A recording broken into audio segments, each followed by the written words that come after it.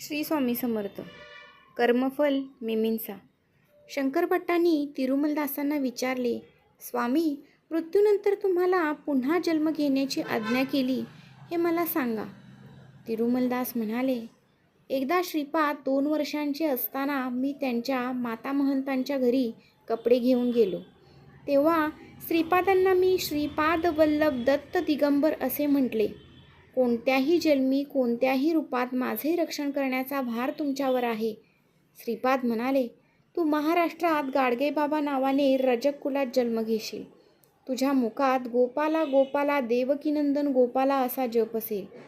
शिर्डी नगरीत साईबाबा नावाने यवन रूपात समर्थ सद्गुरू असलेल्या माझ्याकडून तुला अनुग्रह होईल. हे माझे तुला वरदान व अभयदान. श्री स्वामी समर्थ. श्रीपाद राजम शरणम प्रपद्ये. श्रीपाद श्रीवल्लभांचा जय जयकार.